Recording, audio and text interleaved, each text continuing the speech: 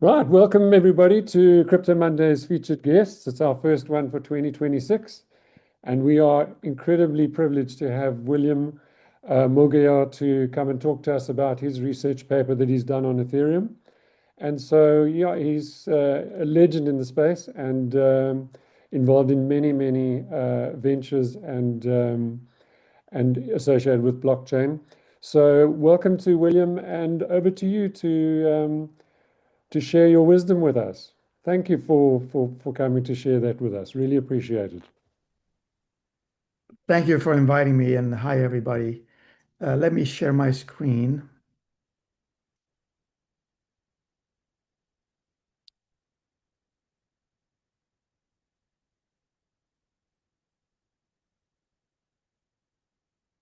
Okay. Is it visible? Looks good.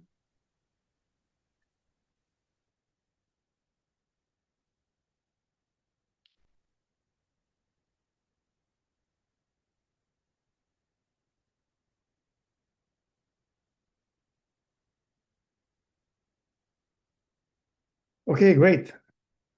So I'm going to talk to you for about 15 to 20 minutes about valuing Ethereum as a public goods infrastructure and what it entails. Just about everything I am going to talk about,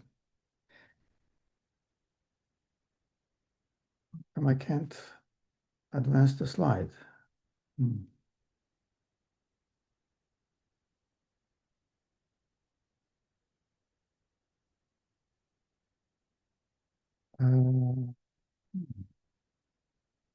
Oh, here it goes. So everything I'm going to talk to you about, most of it is in the report that I published in December. And you can get a copy of it from going to the Ethereum Market Research Center, ethmrc.com. It'll be visible from the homepage. And I'm going to probably give you a summary of it in the next few minutes.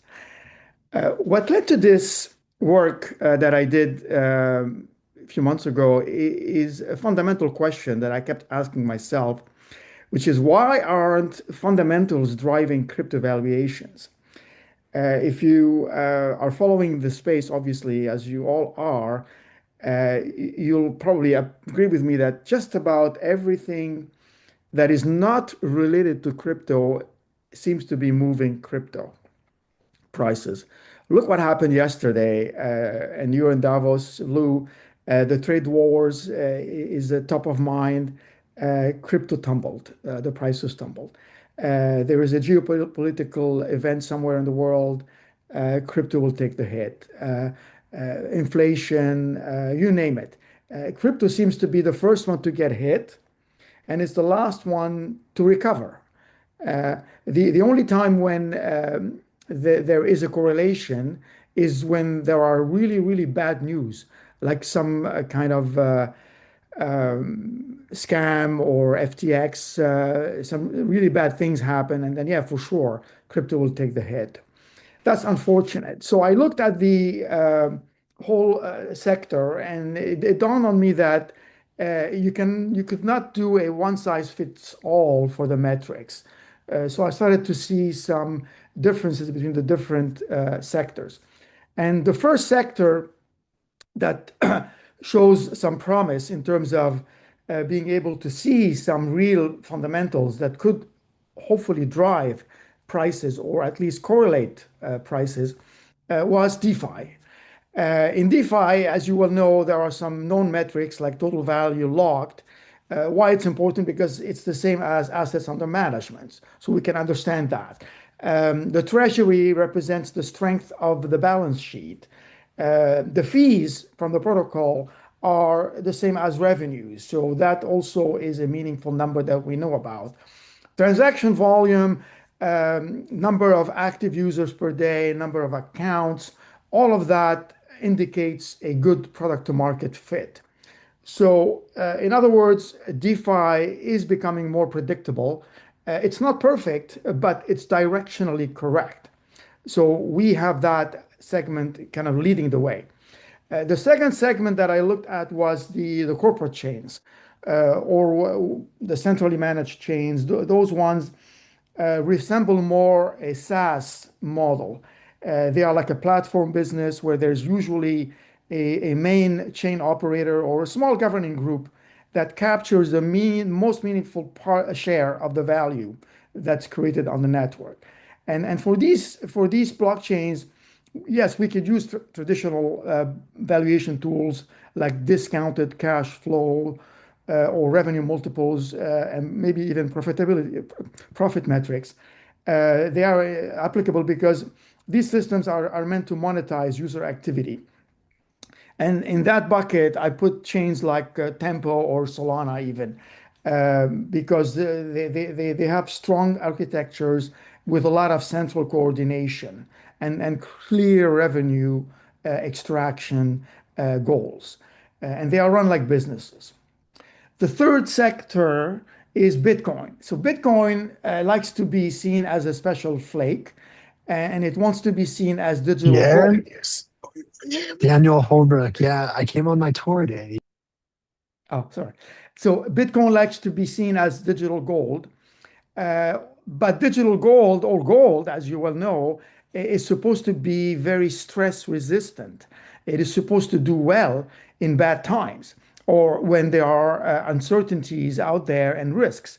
That is why gold and silver are doing well the last few days, the last few weeks, because of the uncertainty. So Bitcoin lately has not done so well as a digital gold equivalent because it is going down with the rest of crypto, unfortunately. Uh, that leads us to the fourth sector, which is Ethereum specifically. And there I saw in Ethereum something entirely different. And with Ethereum, the difference that I saw was that it was more like an infrastructure for public goods. And the analogy and the precedent is with the internet. So I'll take a pause here and then let's go back to see how internet valuations progressed and evolved over time. And we'll tie it back to the correlation as to where we are today. If you think about if you've been in the internet space for since the beginning, in 1995 or so, when it started to become meaningful, and you look at how we were valuing and at least trying to measure and understand companies from the beginning until now, there is a wide range of difference between how it started and where we are today. If you remember, in 95, 96, we used to measure eyeballs and page views. That is obviously not even in the vocabulary today. That is so meaningless. That was really what all we had up until the first crash. And then we started to become a bit more sophisticated. We looked at revenue multiples, we looked at some profit, EBITDA, and then discounted cash flow started to enter the vocabulary. And then the SaaS models came about around 2015. And there we have customer acquisition costs, CAC, and the usual SaaS related metrics that you all know about. And then in 2015 and up, sorry, the SaaS started in 05 until 15. The network effect started to become more prevalent in 2015 or so with the advent of Facebook specifically and Twitter later, where, yeah, revenue are important, but network effects and ecosystem value became even more important. So you can see there's a whole progression between where we are today and where we started. And this is, I think, the same as where we are with the blockchain today, that we are still trying to discover what the real metrics are going to be. Let's talk about public goods and why the internet is a good analogy, not just for the evolution of the metrics, but also for how to value it as a public good. What is a public good? Just a couple of basics. Public goods have three properties. One is that they have this thing called non-rivalry. It means if I use it, if you use it, it doesn't reduce somebody else's usage of it. Second, it's open. Anybody can use it. It's like the roads. The roads are a good example of a public good. Water is a public good. Um, Highways and utilities are public goods. You use it, it doesn't mean somebody else cannot use it. And the other more important thing is that they are systemically enabling of excuse me, of a lot of value. So they create an enormous amount of value, economic value, outside of the one that they capture. So it has to be disproportionate. They have to enable a lot more than they capture. And when you apply that lens to both the internet and Ethereum specifically, you start to see a lot of similarities in terms of architecture and in terms of operations. So at the most common basic layer, obviously, we both use the physical networks, the fibers, the cables, and so on. But then the most important public goods layer is what we call in if blockchain speak layer one, and in the Ethereum in the internet speak it's the protocols, it's TCP/IP, and that is a public good. That is what anybody can use. Then you move up a little bit, then you have the layer twos that are built around on top of the layer one. And in the internet analogy, it's the access network. It's like a club good. So you pay a fee and you have access. Okay. And then the third layer is the apps. The apps and the institutional adoption, and that is totally commercial. And when you look at the valuations, most of the valuation is going to happen at the application layer, at the institutional layer, at the cap. This is where the capture is the greatest. And when we looked at the internet specifically as a public good, there has been many models that were successful in valuing the internet specifically as a public good. There are studies from MIT professors and others, and the not the IMF, but another global NGO has done work in there that was very credible. Um, you can divide it into three buckets basically. There's the visible value. So this is looking at the market cap of internet-centric companies, all the companies that are in the internet space, and then the second part is what we call the flow value. This is like the digital economy slice of the global GDP. And there is a common belief that's well accepted that the digital economy is about 15% of the global GDP. So the global GDP is about $100 trillion. So 15% of that is 15 trillion. And the assumption is that half of that is internet related. So let's say it's 8 trillion. But then you have to capitalize that. And then if you capitalize it with a discount rate of let's say 5%, you get a big number that would be the valuation of the digital economy part. Now, the third segment, which is kind of very interesting, and that's the segment that is not visible, but it has a value. It has a value. For example, mail has a value of it was estimated to be $1,500 per year. Search has the greatest value. It's close to 15,000 per year, and even Wikipedia access to content is valuable. So this is kind of the surplus, the consumer surplus. This is the value that is not priced, but we take it for granted. But if somebody were to take your email away, then you would value it a lot more than when you take it for granted. So there are calculations in the report. I'm not going to go through the details, But on average, because not everybody is as rich as the US, a lot of these models were based on the US consumer. The average is about $1,000 per user globally. And let's say there are 5 billion users, internet users in the world. So you can apply the math and then again do a discounted model, and you get to a big number into the trillions. Um, Now, let's apply this to the Ethereum. Again, the analogy now is very similar. There is a capture value. It's what you see.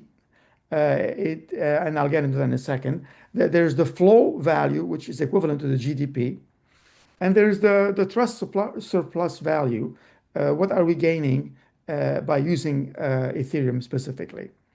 And we'll go through these numbers.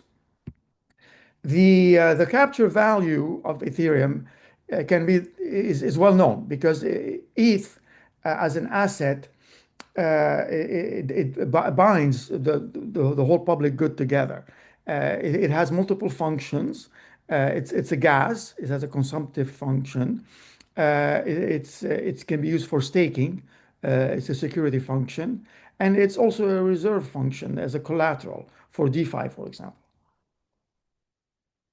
So that is the value that is captured, that is visible, and it is known, and I'll quantify it in a minute. The second value, the second segment is the flow. This is where you maybe have heard the term ETH being digital oil. If Bitcoin is digital gold, Ethereum likes to be seen as digital oil. So oil flows and it's used in many different industries. And if ETH, the asset, is like digital oil, it is used in value transfers across stable coin settlements, DeFi liquidity, all of the layer two roll-ups depend on it. The tokenization of assets, NFTs, DAO governance, although that's not a big segment, but it is still there. And as the identities, attestations grow and the credentials, that will become an important segment. So this is kind of equating Ethereum as a country, and these flows would be like the same as the GDP. The same as GDP, it's measured by value settled, not fees collected. This is where the biggest disconnect is when some people try to apply fees to any blockchain. That's where the model breaks, because fees are not the raison d'etre for blockchains. If you want to just look at fees, it's very limiting. It would be almost like valuing Amazon on their shipping revenue. Yeah, it's a part of it, but it's not why Amazon exists. Or it would be like valuing the internet based on TCP/IP packet fees. That's not what the internet is about. The value of the internet is way more than just packet fees. Okay, so that's kind of the important part here to understand is the value is in the flow, in the value settled, and think of it like a GDP type. And stablecoins alone are into the trillions of dollars now in monthly settlement, with an annualized throughput that's even higher. And when you add all of those up, we get into big numbers. And then you can apply again some standard economic rules saying that financial infrastructure captures maybe only 0.3 to 1% of the value it intermediates. And you get a lot of value, then you discount it and you get a big number. The third segment, and I'm going through this a bit quickly because of time, and all the details are in the report. The surplus is a simple question. It's what you would have paid in the traditional sense, what we have today, minus what you actually pay by using this new infrastructure. And whatever is left is the trust surplus. And in there as well, I did some estimate calculations. The assumptions being that Ethereum provides between $50 and $150 in net surplus per active user. Assuming there's 20 to 30 million meaningful users, that's 1 to 4.5 billion in trust surplus. And then you capitalize it, and that's on a user level. And then you go into the systemic. It's not just per user, it's systemic. Think about all of the trust surplus in reducing fraud, settlement assurance, global interoperability that becomes a lot easier, counterparty risk, and you name it. And you get into the trillions of dollars again. And you capitalize that at standard rates, and you get a trust surplus valuation between 150 to 600, depending if you want to be conservative or more liberal. So you put all of these together over different time horizons, and you get a low case today. This is today. If you add these three segments up, 600 billion, 300, 150, Ethereum should be at $1 to $1.2 trillion in valuation. As it stands, it's just barely at 400. So today, I wouldn't be shy in saying, and I'm not the only one, that Ethereum is widely mispriced today. I'll get into that in a couple of slides. And then based on growth, you can evolve it from there. Next year, the year after, how it's going to evolve. It's going to keep growing. And I've done a projection over the next 10 years based on this accrual of value. And you can see that the numbers will add up to 10 years from now.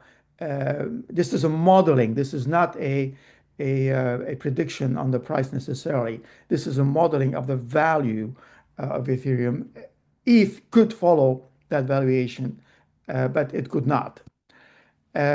But there is a precedent. This is how the internet value was hidden at the beginning. We did not know how to value it, and we just looked at the shadow value. But in reality, the real value, the GDP and the consumer surplus, emerged later, and it became more apparent that the internet's value is very large. Why Ethereum is mispriced, and this is kind of how I'm going to end here. Because public goods are always mispriced early on because we take them for granted. Markets always undervalue infrastructure. They undervalue neutrality. The tragedy of the commons. Future, like the network effects, are not always visible at the beginning. They are only visible when they are there, and it's too late to catch up. So the markets tend to underestimate network effects, and how everything is interrelated, and these diffuse benefits are overlooked because they benefit everybody. And Ethereum fits that because its token supply obscures the systemic function that the token does. You look at the supply, yeah, what does it mean? On its own, the inflation is very low, but ETH as it's an asset that binds the whole system together. And it is so decentralized, you cannot apply corporate centralized analogies to it. The L2 system gets criticized sometimes that it doesn't add anything. It's not true. It has a lot of base layer dependencies because all of the security settles on L1. It takes a small fee, but the volumes make up for it. And a lot of the invisible activity, the surplus, the visible activity that you can see, but it's not enough because the institutional flows are into the trillions already when you look at the stable coins and the real world tokenization assets. Like the internet, the valuation model is going to trail its economic role. So this requires a shift in the paradigm of thinking. So we should not be thinking anymore of fee-based valuation. of discounted cash flows if it's an infrastructure. You can think of it if it's a SaaS model. Think of the flow-based valuation. That's kind of the public goods thinking. Don't look at TPS transaction per second comparisons. A lot of blockchains like to talk in speeds and feeds, but that's really not important. Blockchains were not invented to become high frequency trading engines. We have databases that can be very, very fast. Look at economic settlement. That's more important. Uh, and short-term revenue, yeah, you can maximize short-term revenue if you tweak some numbers and validator fees and so on. But really look at how trust minimization is being achieved in the long term. How much are we saving by having less intermediaries in the middle? And the blockchain competition is really the thinking is that think of digital GDP and think of institutional adoption again as the important value factor here. So that's really the thinking that we have to have in the long term. In the same way that the internet has reorganized information, in my opinion, Ethereum is going to be the most important blockchain that is going to reorganize value. And that's why its valuation should be measured in the trillions. And I want to thank you for your attention. And I'm going to stick around, obviously, for questions. Thank you, William. That's absolutely fantastic. It's a messing with my mind a little bit here because like we understand how to value, Apple, Google, Amazon, and things like that, but yeah, for someone used to valuing companies like that, I mean, why is this a better way to think about Ethereum? I mean, I'm thinking like, how does one capture that value? Because that value isn't really an invested value from a consumer perspective. It's a value to the world at large. Is that correct? Am I understanding you correctly?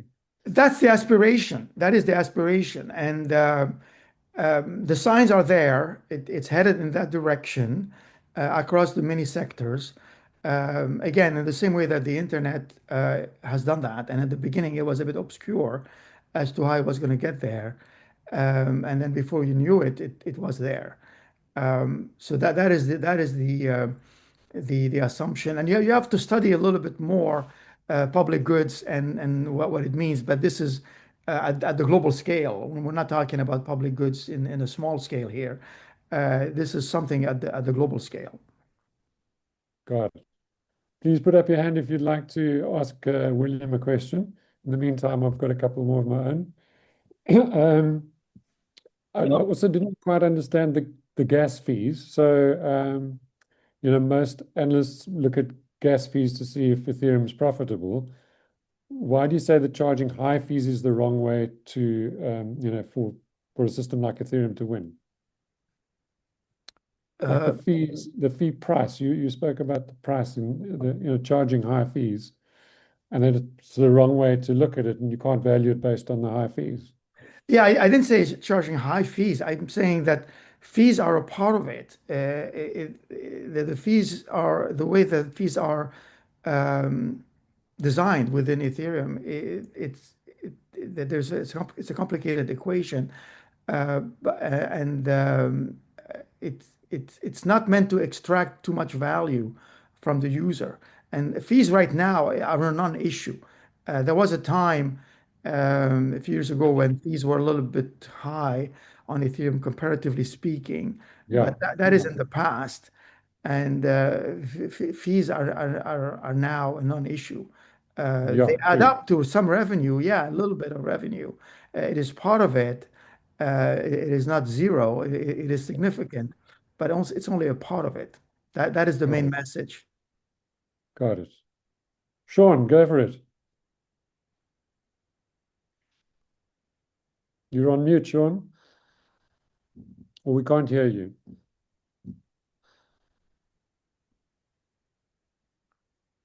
Not yet. Do you want to see if you can fix it? And David, do you jump in? I could jump in until he fixes the issue. Can you guys hear me? Yes, David. David's New York. Hey guys. David's New York. Question, William. You talk about and I'm a big fan of Ethereum, right? Whether it be proof of stake or proof of work. And I was one of those guys that paid over $800 in one transaction and failed Ethereum fees back in the day when I was doing NFTs and such. So, but we won't go there and how much money I made or lost. Yeah. So one of the metrics you put it was don't look at TPS. Trust it because a lot of the liquidity is here. I get it, but a lot of the other chains are touting their TPS, and Ethereum itself it's going to upgrade, right? So I'm not sure if not looking at TPS because a lot of these like L2s and side chains are touting and other L1s are touting their throughput and they're going to be replacing or partnering with all these payment systems. So I'm not sure if I agree with the TPS because Ethereum is going to upgrade itself and make it more scalable itself, right? So a lot of these L2s are going to, I think a lot of L2 is going to go away because a lot of the scalability issues and performance issues is going to bring it to mother chain, I call it. So I want to know your thoughts on that. Well, it depends on the use case. First of all, there's two parts to this answer. It depends on the use case, and not all the blockchain use cases require a super high speed transaction settlement. And you're right about mentioning the L2s because they've been faster on the settlement aspect because they have more room to do the rollup with the rollup technology, meaning they delay the settlement and then they settle later. But they can be very fast. But in terms of longevity, I would not say that the L2s are going to go away because the L1 is going to get faster. I think they all are going to grow.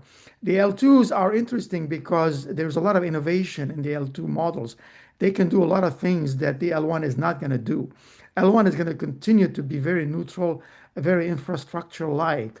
But an L2 could be one day regulated, like recently Polygon wants to get into payments. Robinhood is already regulated. They are an L2, and they will do KYC, for example, and they will fit the L2 to their model. So I would not discount the L2s in the long term, even if the L1 continues to gain in speed, because it depends on the user on the use case, and it depends on what the L2 is doing. And there's a lot of innovation right now in the L2 ecosystem. Look at Base. Base wants to be multi-chain now, but its foundation was on Ethereum. There are some applications like Forecaster that are Base. They started on Base. Their wallet it works across 6 or 7 different chains in a very seamless manner. So it's all innovation that goes on top of it. Thank you for that. Do you think though, like if the L2s become too big, that they'll just fork off and be their own L1? Oh, I don't know if it would be architecturally possible. There's a lot of variety in the L2 ecosystem, and some of them compete with each other, by the way. There is some healthy competition. They all do. There is about 200 of them. I think 100 are already live, and there's another 100 by the end of the year or something like that. But they each have their own segments, their own modes, and they all rely on L1. At the end of the day, the security is all settled on L1. So it would be very like blockchain migrations are very difficult. We can talk about it theoretically, but migrating from one blockchain to another is not very easy. Thank you, David. Sean, you having success? I don't know. You tell me. Yep, we got you. So Sean's manifest. Okay, great. Thank you. Welcome, Sean. Yes, thank you. So super interesting way of looking at it. In order for the Ethereum system to be a public good, it has to both have enough utility for the public to be a public good, which I'm not sure if it's there yet. And there might be other technologies, other systems of sort of decentralized connection and governance that allow for that. And also, it has to scale in a way that's more effective than its competitors. And I'm not convinced of either of those two things, to be completely honest. And I was wondering if you could speak to them, or if I'm wrong and it's already like a serious public good. Well, which other chains do you think might be more suited for it? If it's not Ethereum. I mean, I guess the thought would have, my honest thought would be a combination of a lot of chains. So L2s, the way that things are set up now, they basically use Ethereum for almost nothing. Monad and a few others potentially have the ability to create more secure transactions and more private transactions than Ethereum. It may be handle a lot of like personal traffic or company traffic. The honest thought is that I still think there might be a multi-chain world, and that Ethereum might only have a small slice of that. I would say I would agree with the first part of what you said. It could be a multi-chain world, yes, but Ethereum will continue to have the largest share of that multi-chain world, almost like the Google effect. It's already happening and it's continuing to happen. You cannot underestimate the network effects and the actual existing market share in terms of flows and dollar volumes and institutional adoption. It's not about speeds and fees. Again, all of these competing blockchains, the only thing they can come with is a faster type thing or a theoretical better. But theory is easy on paper, much more difficult to apply it in practice. And all the signs are that Ethereum right now is going to continue to grow. And if you look at the Ethereum Foundation and how the Ethereum ecosystem is being managed or not managed, but it could be a paradox. It is very decentralized and it is a bit ugly sometimes. The sausage making is not pretty because it is decentralized. There's that feeling that things will grow slowly because they are so decentralized, and that's a good thing. It's by design, and the ethos of the founders and the ethos of the foundation as stewards are going to continue to make sure that Ethereum is a public good for everybody, and the value again is on top of it. The value is on top of it. The public good, its success is on how much value it can be built on top of it, like the internet. I mean, imagine if the CPIP had a token, what would be its value? It would be tremendous. And it doesn't have a token, but Ethereum has a token. And that's kind of the analogy. Thank you, Sean. Is that everything from your side? Sure. Yeah. Great. Thanks. Please keep going. And Alan, thank you. Alan is with me and Lou on running the Crypto Mondays Collective. He's building our Agent Mondi, our AI agent, and helping run our infrastructure. So over to you, Alan. Yeah, thank you, William. Very interesting perspective, just kind of fascinating to look at it in a different way. I'm wondering what you explained was value was really spread across so many different items and entities and perceptions of what you're actually of what's actually happening in the world. If you were to try to invest in this, I mean, how would you capture that? Would there be like a index fund or something for all of the L2s and all the applications and tokens that exist? I mean, is that something that might happen in the future? That's a good point. I'm not sure if there must be some. I mean, there are indices already. I mean, Bitwise and There are indices that exist out there. I'm not sure which ones are the best ones. I haven't followed them. But ETH as an asset, of course, I'm a big ETH proponent. Um, you can bet on a basket, or you can bet also on the house in a way, or do both and Yeah. hedge your bets. I'm sure that there are indices. I'm thinking of Grayscale. I think might have another index as well. And there's another one in Europe that has an index. So it's possible. It's possible that yeah, you could participate by being part of a basket of assets. And do you think that would actually reflect the majority of the value, maybe? I don't think it'd ever reflect everything, but It would, if you pick them carefully, it would be the equivalent of an S&P index. And as you well know, the S&P index always outperforms over time. Over time, Mhm. Warren Buffett famously is known to his advice to his wife is to put 90% of their money is in the S&P index and not worry about anything else, and 10% in treasuries, U.S. treasuries, something like that. So yeah, I would say an index is not a bad idea. But if ETH is a proxy, and for this, it's also a big part of the index. And I'm sure if there is such an index, ETH would be a big part of that index. yeah. Okay. Thanks. Thank you. There's a question in the chat from Dinah. How will quantum computing affect Ethereum and other chains? Is that something that you have had a look at?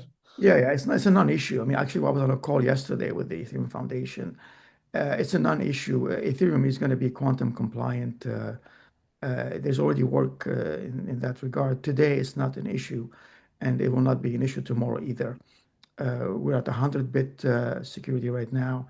It's going to 128. Ethereum is at, I mean, Bitcoin is at 70, to give you an idea.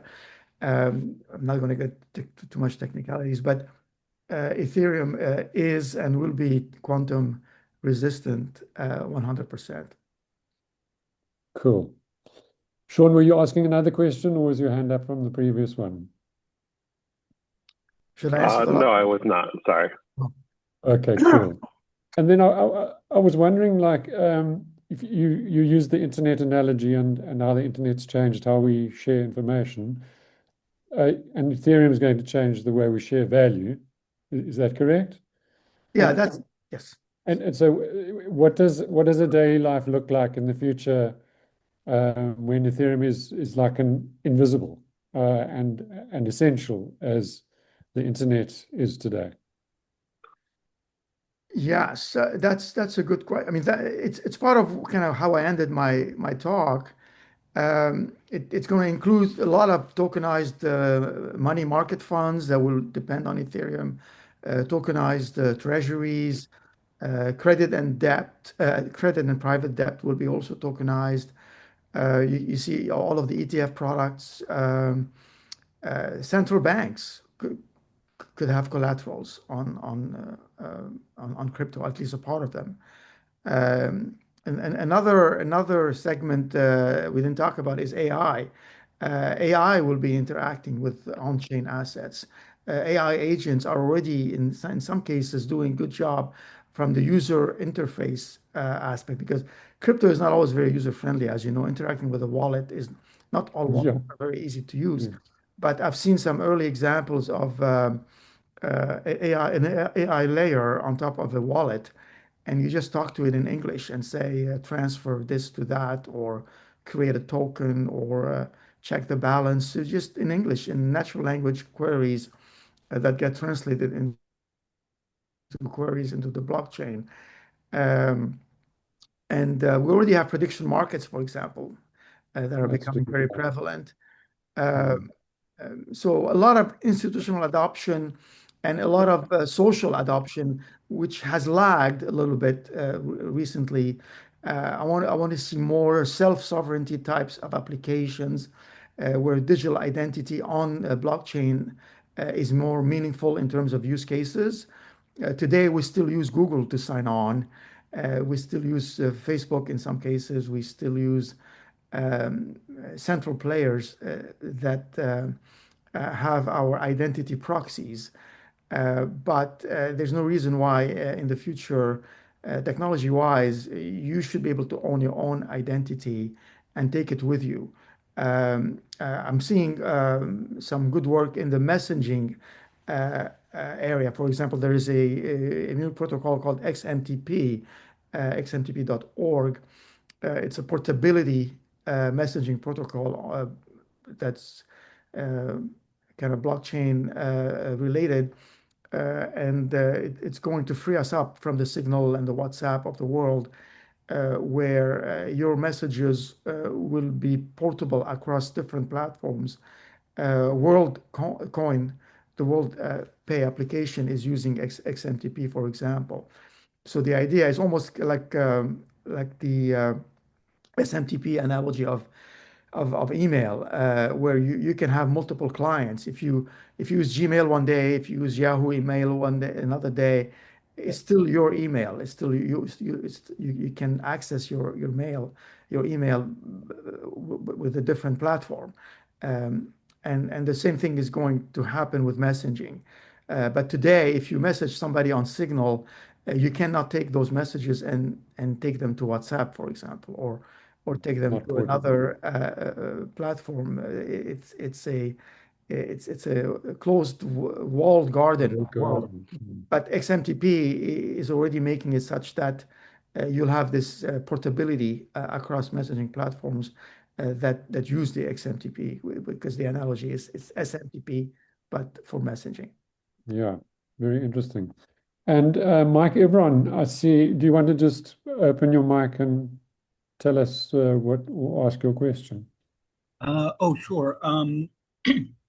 So my question is, what happens to ETH if Bitcoin gets a smart contract layer, which, by the way, is about to happen? Well, they've been trying. Bitcoin has been trying to do that for a number of years. Unfortunately, it has not succeeded. I'm not saying I'm not discouraging it, but if you go back to the genesis of Ethereum, the reason why Vitalik started Ethereum is because he was in the Bitcoin space for a while, and he was playing with colored coins at the time, which were kind of pushing the envelope on the programmability of Bitcoin for specific use cases. And he saw the limitations of colored coins, and he said, well, we have to start from scratch and have more of a general purpose blockchain that you can then apply smart contracts on top of it. There's been many attempts to add smart contracts on Bitcoin. I would say even including Blockstack, who I was involved with. The attempts have been genuine attempts, but the results have not been so great, and for a good reason. It's not so easy. Uh, I think at this point it would be better off for a Bitcoin holder to join, to wrap their Bitcoin and join the Ethereum DeFi machine and get some yield from there, because it's very easy to wrap a Bitcoin and let it enter the DeFi space and generate yield, make it as a collateral that is productive, because Ethereum That is a very requires productive. that requires a third party, trusting a third party. I'm talking about no bridges, no wraps, actually having smart contracts on Bitcoin the way you do on Ethereum. What happens to ETH? Well, it's a hypothetical question, I would say. Let's see when it happens first, and we'll get there. By that time, Fair Ethereum enough, continue to increase its because it's market going to share. happen about a year from now. Great. It's happening. Where? But so Where? the name of the company is called Tachi, TACHI. Um, yeah, Great. We'll follow it. cool. Thank you. Thanks, Mike. Cindy, do you want to open your mic and ask your question? I see two questions on the question. Yeah. Yeah. Yeah. Super interesting. Thanks for sharing your findings. I'm just wondering if you have looked at Ethereum from geographic point of view, Americas versus outside. In Asia, Tron is pretty popular, and other chains as well. I'm just wondering if you have to look at it from that perspective. I haven't, but the Ethereum Foundation and other entities are doing deep dives into specific countries. There was recently a very comprehensive report about Ethereum in South Korea, and it was tremendous. The adoption there is very deep and very broad. Another one recently, 2 weeks ago, somebody wrote an important report about Ethereum in Brazil. Mhm. So that was quite interesting as well to see the adoption there. I'm very well aware, of course, that Tron is very successful in certain parts of the world, especially in Asia and maybe in the Middle East as well. And I think they'll continue to have a good share. But maybe, yeah, maybe Ethereum has slightly less market share in Asia because of Tron. But overall, on the global level, it kind of averages out, and Ethereum will continue to be a dominant player. Sure. Yep. Thank you. Good. Anybody? We've got 5 minutes. Any more questions?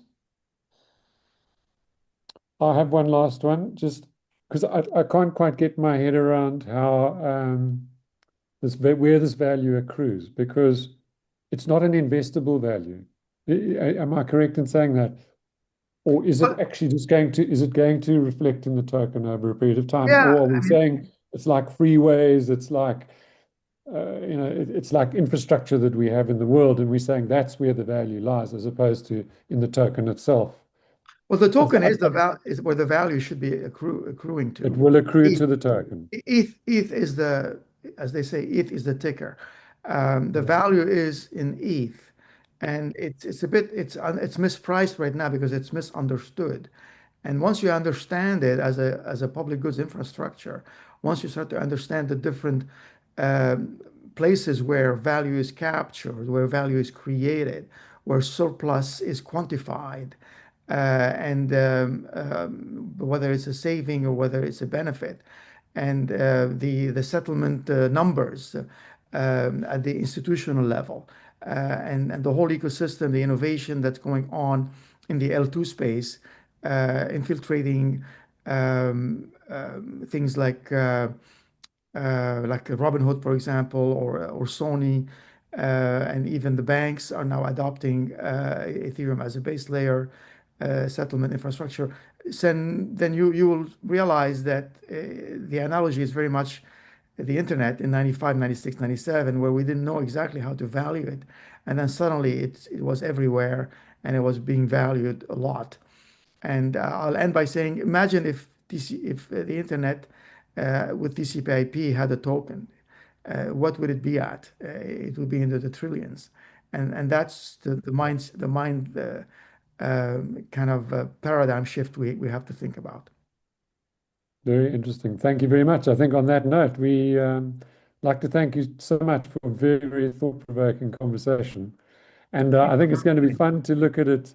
We'll review this in a year's time and see, where it's going. And this we've recorded this, so it'll be up on our YouTube channel, and we'll put it out on the social media. So thank you very much for providing us with that research paper and all this in-depth research into Ethereum, because it's Bitcoin and Ethereum are really the two leaders, and so it's important that we understand them clearly and how it's going to transform society. So thank you so much. I know this is being recorded, but can I ask the question? It is a fun question. This is nobody's liable for this, but curious, William, this year, next year at this time, where's Ethereum gonna be? What's your target? Again, this is not financial advice, just your own personal opinion. I made a very conservative prediction by the end of the year, 8,000. I wouldn't be surprised if 8,000, okay. Ethereum blows the 8,000 off the top. My next project right now, I'm writing a new book. Actually, it's going to be all about Ethereum. So I'm going to be expanding a lot more about all of these concepts and explaining it. So part of it is we have to explain it to the world. And that's where I'm putting my time in the next several months. Sorry for putting you on the spot. I was just, asking the Well question. done, David. That was a good idea. Yeah. Thanks, guys. Hey, Thank can you. I And also ask a follow-up question as well? go for it, Hello? Cindy. 1 minute Yes. left. Given that how bullish you are on Ethereum, I'm just wondering, what do you think are the key use cases contributed to this growth that you mentioned? The key use cases. Yep. Is it payment? Is it, DeFi? Well, What are DeFi is a big part of it. It's the ones that we know of today that are growing. The stablecoin adoption is going to be very big. Ethereum is going to be a big beneficiary of the Congress bill that's about to be signed. Real world assets are a big, we're just barely scratching the surface of tokenization of all kinds of assets, and then the settlement and the flow. I mean, right now we're putting the assets on the blockchain, but now imagine when the actual transactions start to happen in terms of exchanging hands, exchanging ownerships back and forth. And when the banks start to get into it, they are going to be serious about it. They are there to make money. So it's an important aspect. DeFi is going to continue to grow. I think I'm going to see. I see a lot more. I'm going to see. We're going to have to see a lot more traditional finance getting into DeFi, trying to understand it better and lift it off. And then I also want to see. We'll see more consumer. I think it will be the year where we see some consumer apps start to emerge that are meaningful. Thank you. Great. Super helpful. Thank you, Cindy. Thank Thank you, William. you. Thank Much you. appreciated. Bye. Thank you to Lillian, Alan, for helping us set this up. So we'll see you at the next featured guest. We don't have one booked just yet, but we'll let you know as soon as it happens. Great job putting this together, Robin and Al. Thank you. Thanks again. Thanks, Thank you, William. everyone. Bye.